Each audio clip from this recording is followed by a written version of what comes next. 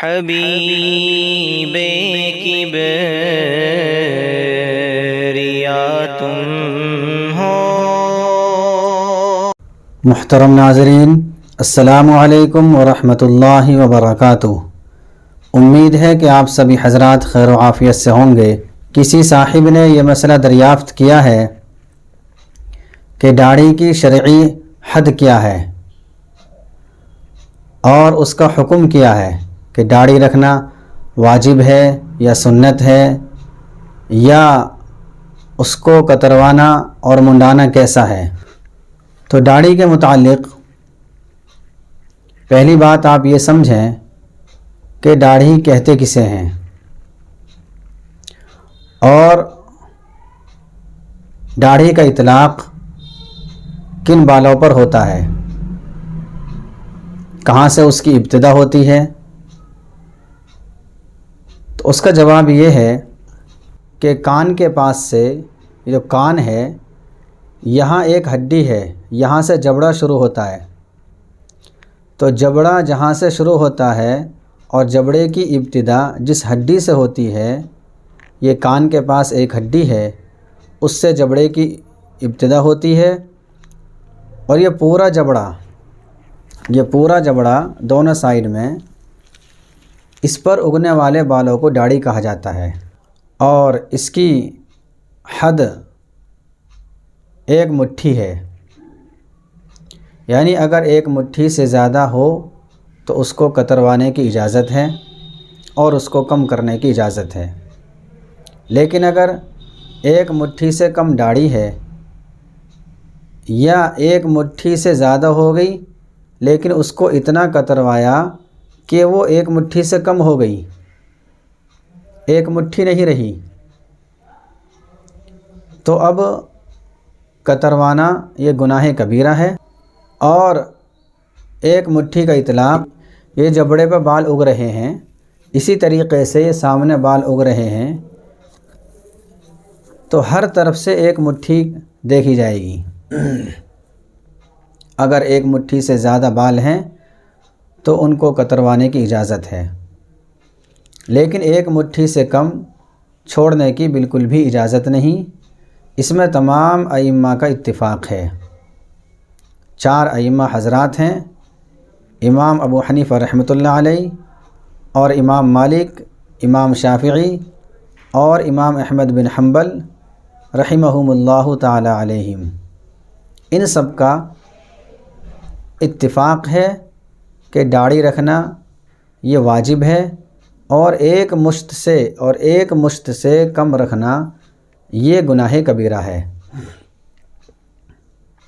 اللہ کے نبی صلی اللہ علیہ وسلم کا بھی ہمیں عمل ملتا ہے، اور صحابہ کرام کا بھی عمل اس میں ہمیں ملتا ہے۔ مختلف احادیث ہمیں ملتی ہیں، تمام احادیث کا نچوڑ یہی ہے کہ داڑھی رکھنا یہ واجب ہے، اور داڑھی کتروانا یا منڈوانا یہ گناہ کبیرہ ہے۔ کتروانا بھی حرام ہے، یعنی ایک مشت سے کم کتروانا یہ بھی حرام ہے، اور سرے سے ہی منڈوا دینا یہ بھی حرام ہے۔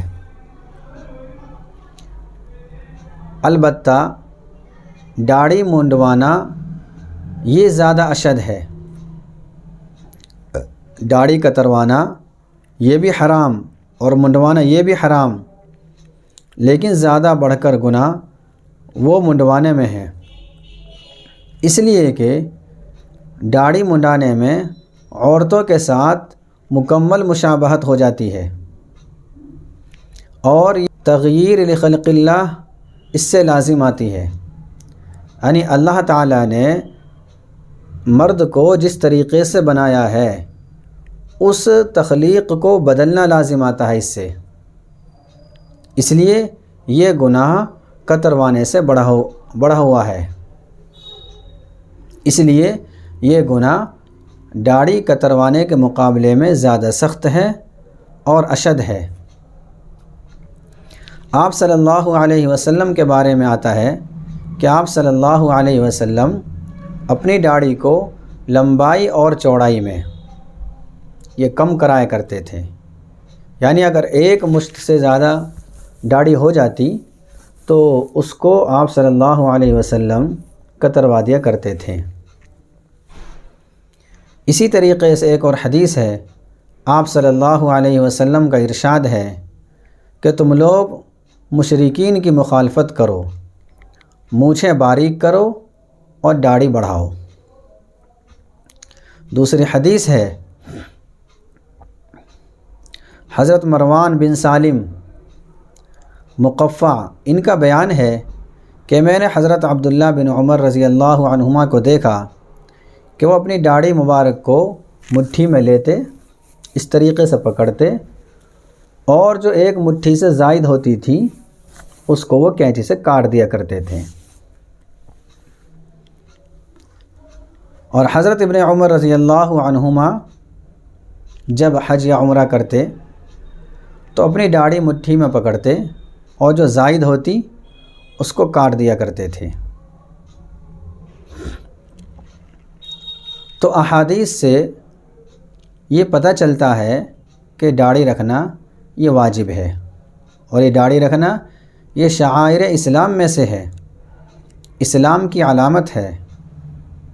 اس سے پتہ چلتا ہے کہ انسان مذہب اسلام سے تعلق رکھتا ہے، اور داڑھی کتروانا یا اسی طریقے سے سرے سے ہی بالکل ختم کرا دینا یہ دوسرے گناہوں سے بھی بدتر ہے، اس لیے کہ اس کے علانیہ ہونے کی وجہ سے، چونکہ یہ گناہ علانیہ ہوتا ہے، کھلم کھلا ہوتا ہے، تو اس گناہ کے علانیہ ہونے کی وجہ سے اس کے اندر اسلام کی کھلی توہین بھی ہے۔ گویا کہ داڑھی کتروانے والا یا داڑھی کو سرے سے ہی ختم کرنے والا، منڈانے والا، وہ گویا کھلے طور پر اسلام کو بدنام کر رہا ہے، اسلام کی توہین کر رہا ہے۔ اور علانیہ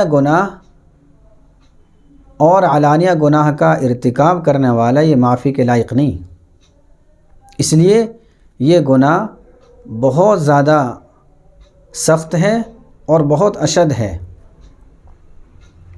اور یہ گناہ ایسا ہے کہ گناہ آدمی کرتا ہے اور لذت پھر بھی نہیں ملتی، یعنی یہ گناہ بے لذت ہے، نہ تو داڑھی کٹانے میں کوئی مزہ آتا، لذت آتی،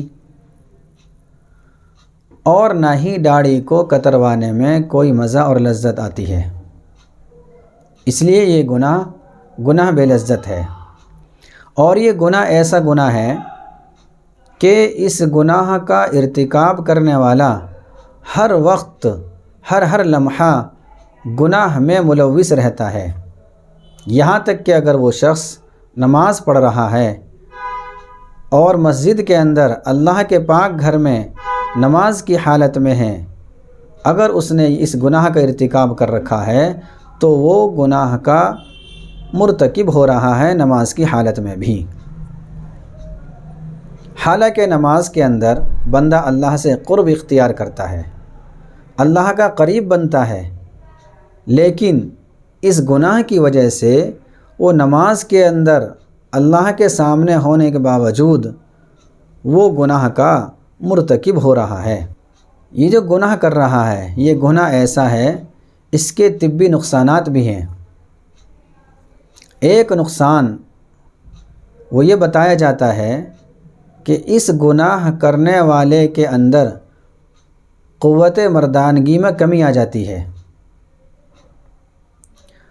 اور ایک ڈاکٹر کا کہنا یہ ہے کہ اس گناہ کا کرنے والا یعنی داڑھی کو مونڈنے والا نزلہ، کھانسی وغیرہ کا شکار ہو جاتا ہے۔